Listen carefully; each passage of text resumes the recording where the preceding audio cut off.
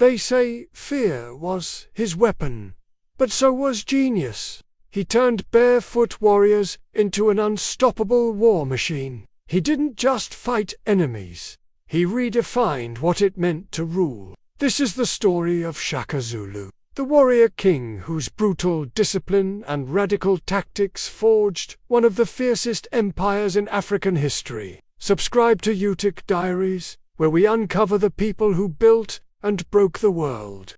Born around 1787, Shaka was the illegitimate son of chief of the Zulu clan, and a woman named Nandi.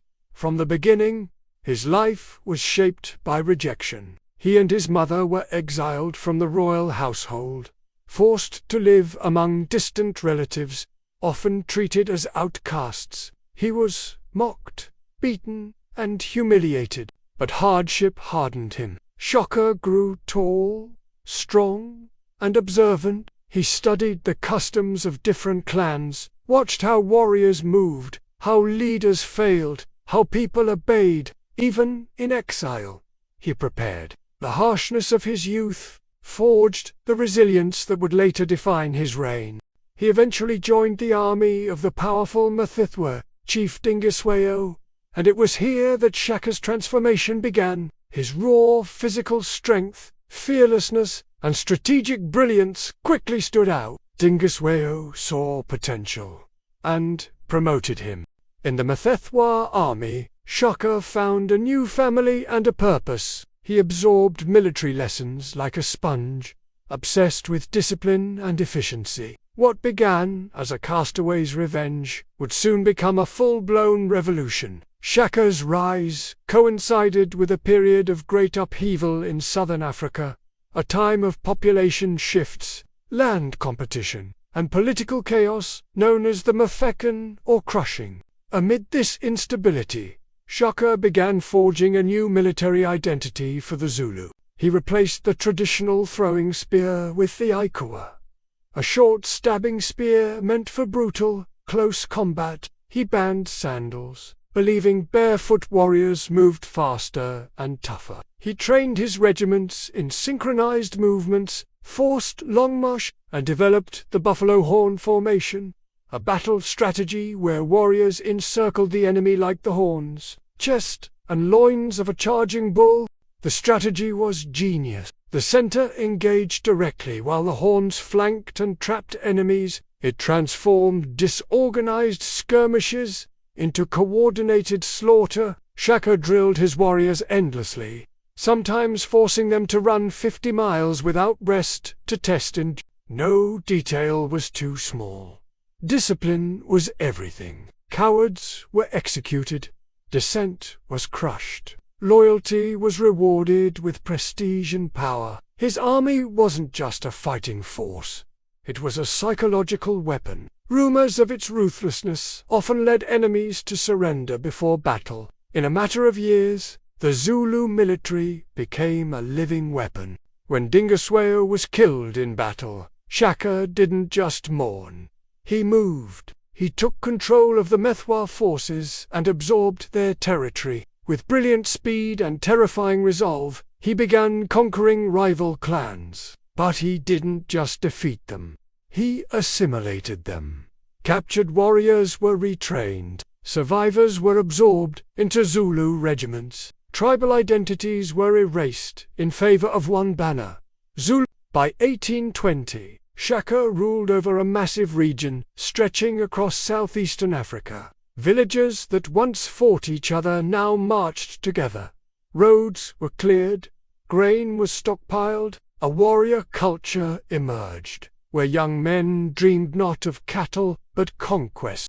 He created a centralized government, divided his domain into military districts, and imposed tax systems. Messengers ran on foot between posts, carrying commands and updates. His empire was efficient, terrifying, and fast. He was no longer just a war chief. He was King Shaka Kona, founder of a Zulu state. But power came at a price. Shaka ruled with terror.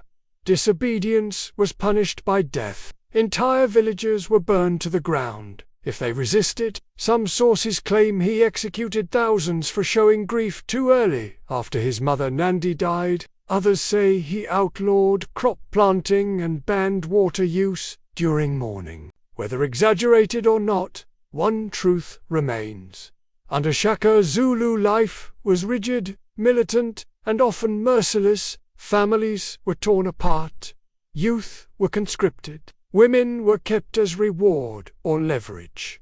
Fear kept order, but it also created cracks. The more brutal his rule became, the more paranoid he grew. He had informants in every village, watching, listening. Trials were rare. Accusations were often enough to warrant death. He saw emotion as weakness, mercy as danger, and in time, even his own allies began to fear him. Despite his fearsome control, Shaka was not invincible. The empire he built bred resentment as much as respect. His half-brothers Dingan and Mylangina watched with growing unease. In 1828, after years of bloodshed and iron-fisted rule, Shaka was assassinated by his own kin. They claimed his mind had become unstable, that he no longer ruled for the people, but for his paranoia. He died not in battle, but by betrayal. Stabbed repeatedly in a secret plot, his body was buried in an unmarked grave. The assassination was brutal and calculated. Dingan and Mylangina took over quickly, executing potential loyalists. They tried to erase Shaka's memory, but his legacy refused to die. The empire he built endured long after he was gone. Dingan succeeded him, but the warrior traditions, the military strategies, and the Zulu identity Shaka forged remained intact. Decades later, the British would face this legacy head-on. In 1879, during the Anglo-Zulu War, a Zulu army trained in Shaka's methods delivered a shocking defeat to British forces at one of the worst colonial losses in British history. Even modern African military training reflects Shaka's emphasis on speed, discipline, and close-quarters combat. Statues of him stand today in South Africa. His name is etched into national memory, not just as a king, but as a founder. Shaka had transformed a scattered collection of clans into a central power. He redefined African leadership, military discipline, and political unification in a region that had never seen anything like it. Today Shaka Zulu is both hero and tyrant, a genius and a butcher, a symbol of African pride, and of the cost that pride sometimes demands.